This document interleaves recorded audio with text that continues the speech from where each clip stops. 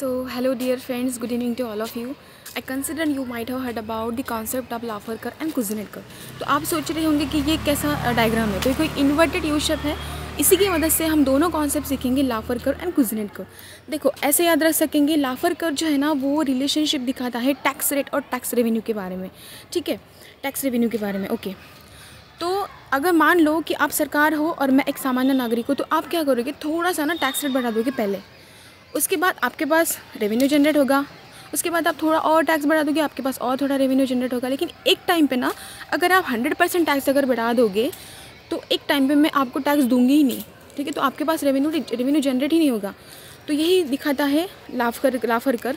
Inverted U shape का होता है, अगर आप थोड़ा टैक्स बढ़ा दोगे तो आपके पास रेवेन्यू जनरेट होगा, लेकिन आप 100% टैक्स बढ़ा दोगे तो आपके पास रेवेन्यू जनरेट नहीं होगा।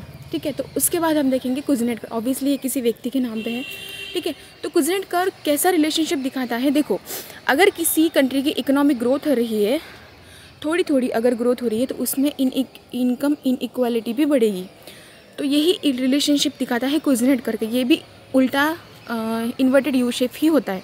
ठीक है, अगर किसी कंट्री की पहले इकोनॉमिक ग्रोथ हो रही है, तो पहले थोड़ी इनकम इनइक्वालिटी बढ़ेगी, उसके बाद थोड़ी और इनकम इक्वलिटी बढ़ेगी। लेकिन एक टाइम पे ना इनकम इनइक्वालिटी थोड़ी कम हो जाएगी, क्योंकि इंफ्रास्ट्रक्चर बढ़ेगा, थोड़ी एम्प्लॉयमेंट रेट थोड़ा बढ़ जाएगा। तो एक टाइम पे इनकम इनइक्वालिटी जो है वो कम हो जाएगी। तो इसी को बोलते हैं लाफर कर्व एंड कुज़नेट कर्व। सिंपल सा मीनिंग है, अगर कुछ ज़्यादा करोगे तो उसका ऑब्वियसली नेगेटिव इम्पैक्ट देखने को मिलेगा। ठीक है, सो दैट्स इट।